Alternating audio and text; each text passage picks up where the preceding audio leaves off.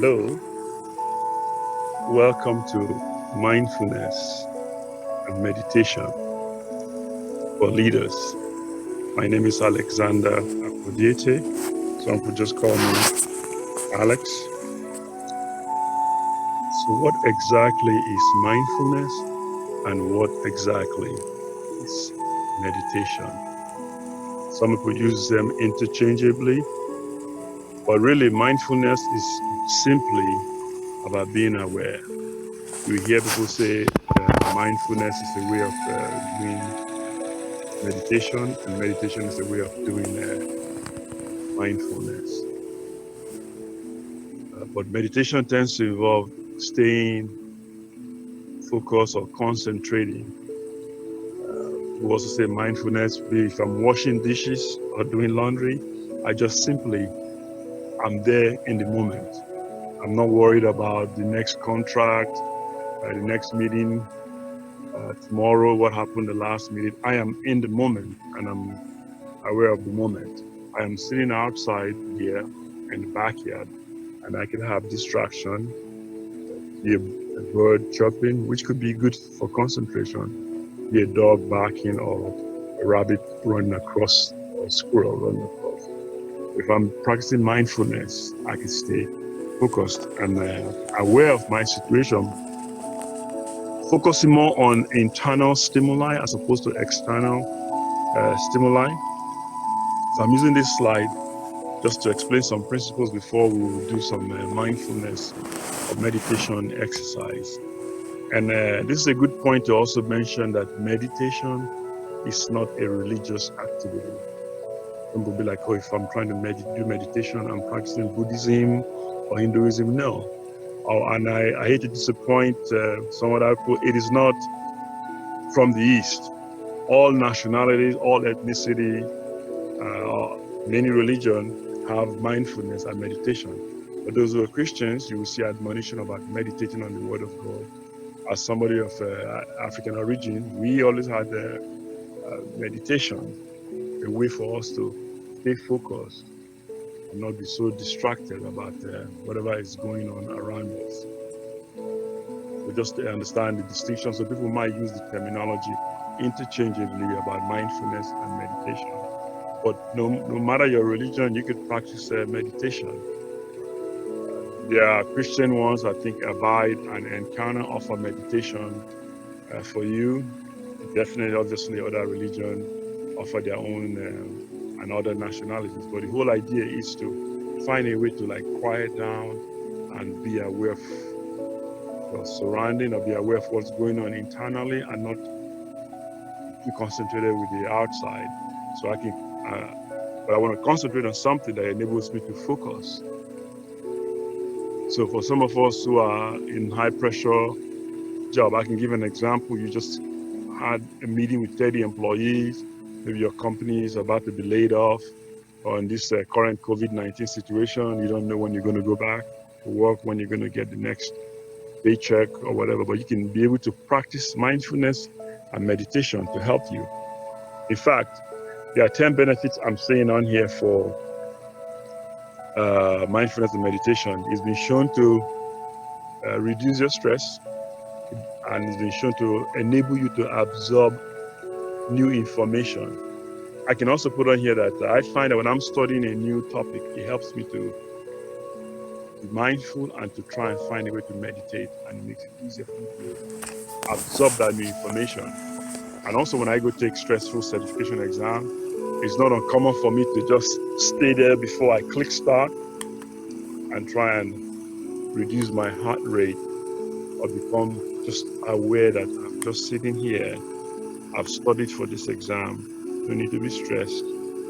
Just stay here, calm myself. I have other ways I go through it, which I will discuss at the end of this presentation. It helps in focus, especially for leaders. It helps in problem solving.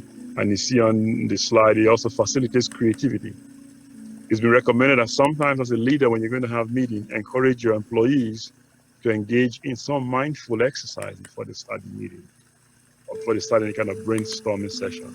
And of course, for motivation at work, as relates to vitality, Mindfulness has been shown to work, and one particular thing, especially now with all the current charge situation we are in now. Mindfulness helps you in having increased empathy for other people.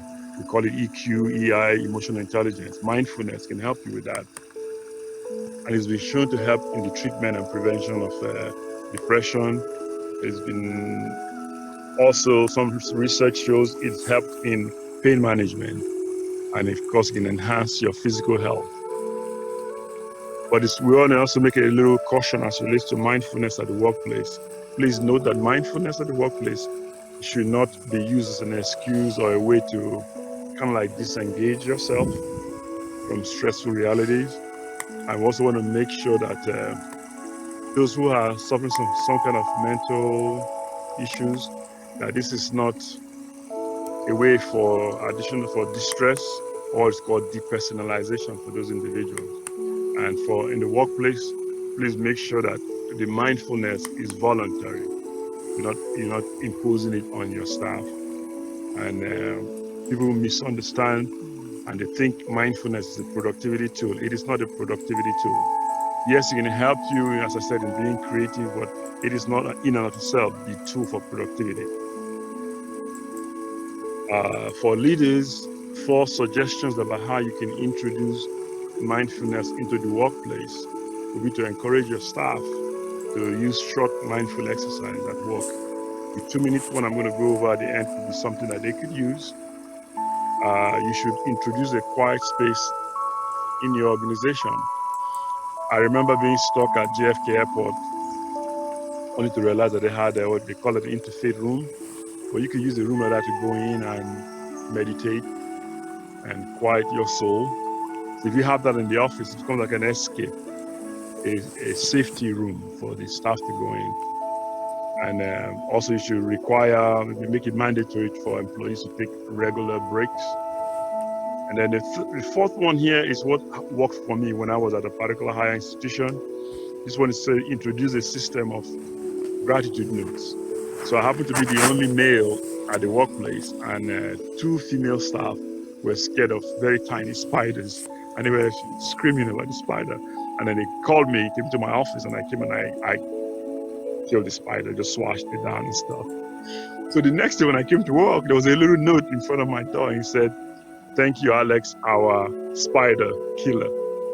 So it doesn't matter what they did, but any small gratitude note would be helpful for you at the workplace.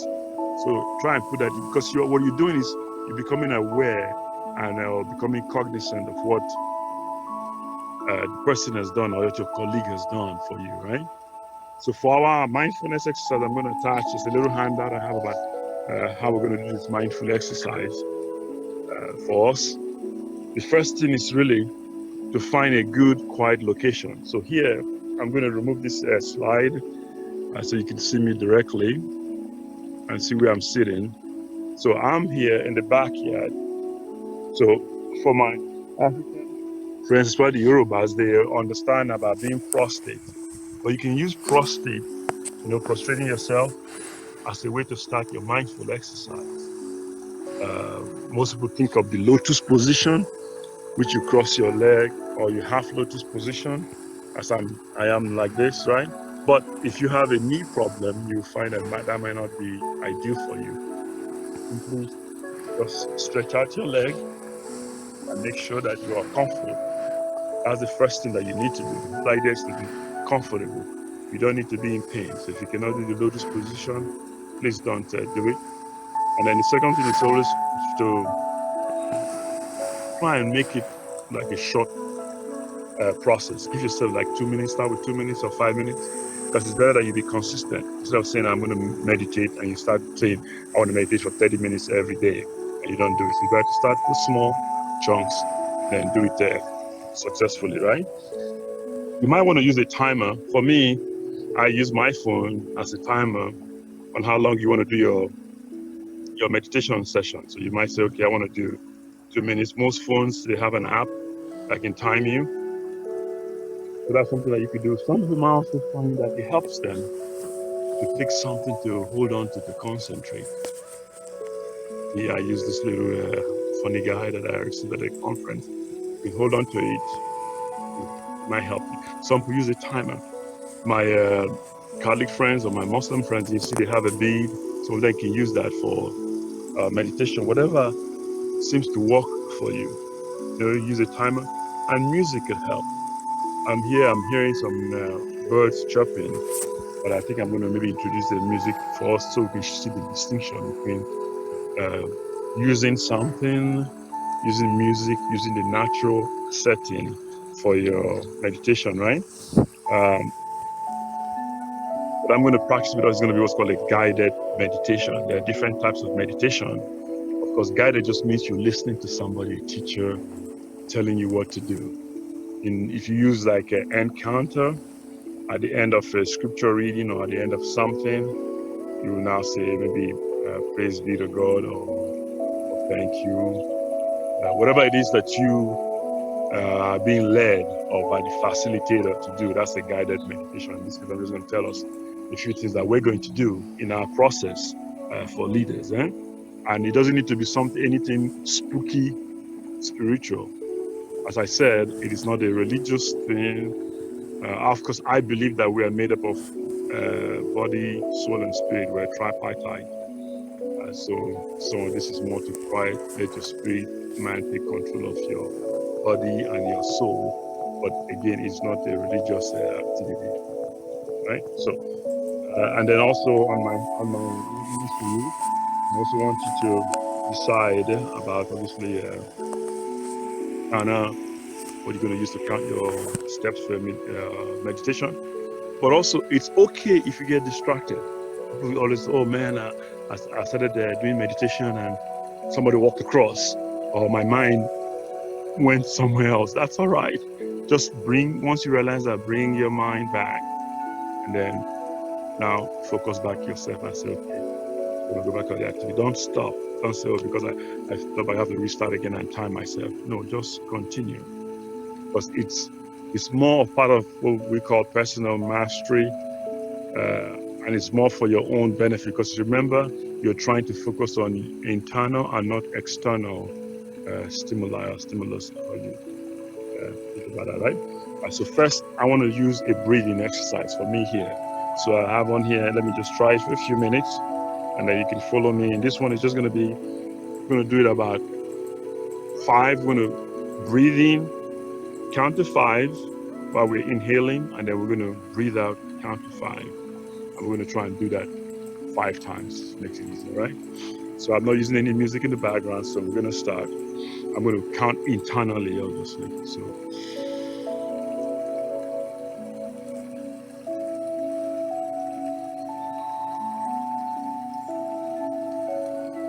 1, second one.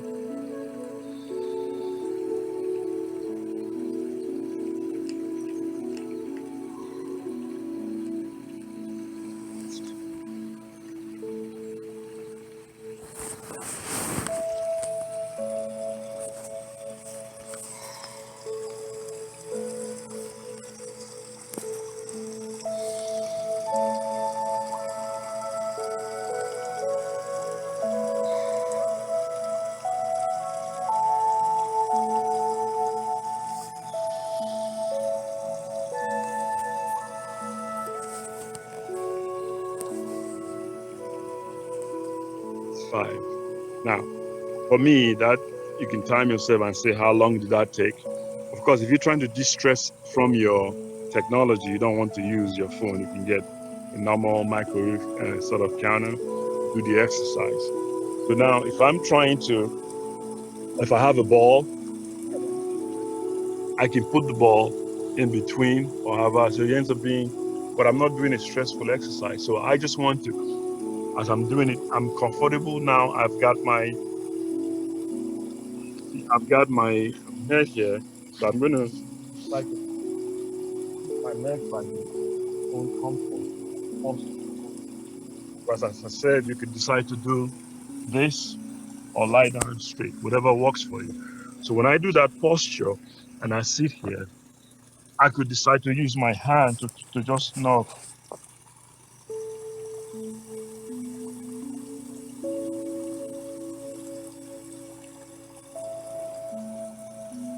Simply a 5 count. You can also decide that you want, as I said, using the ball for you to do the exercise. Now for the music, for those of you who are easily distracted and you need more music, if you're like me, sometimes I get easily distracted. So I'm looking for music. So usually I could have my iPad and I find the music, could be on YouTube, or if you want to pay for music. I use the instrumental. But there's a particular gentleman I also see on YouTube. Let me play. His name is, I can give him credit on YouTube. So here, listen to him briefly.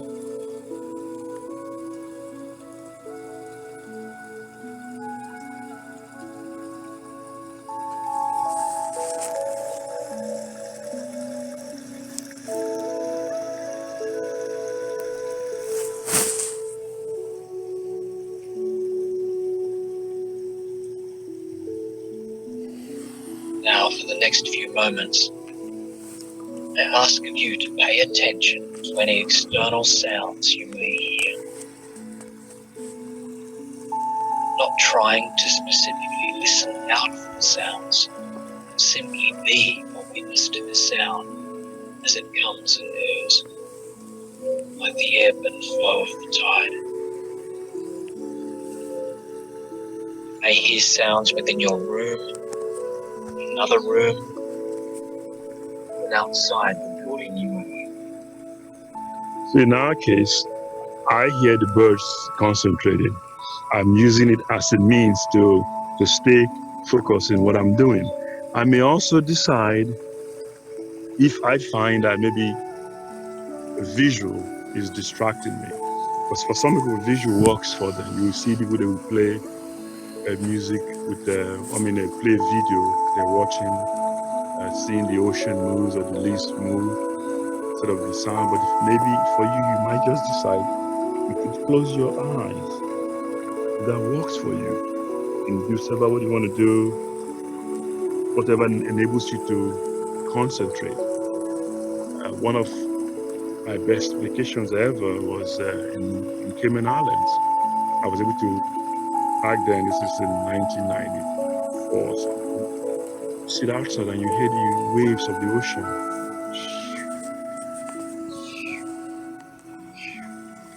And you could fall asleep on that. And this other meditation is talking about meditation for falling asleep.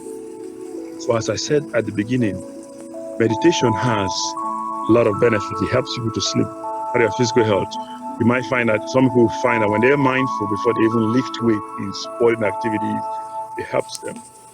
When I was in that outside by the beach, I found, then I was highly stressed in my second profession there was as a trial attorney. I just found that sitting outside at the beach, I fell asleep and I forgot about all those opposing counsel, that were looking after me, all those troublesome clients. So ask yourself, what is it that you're facing now that you consider to be a stress in your life, a stressful situation? Is it that new job, that new promotion?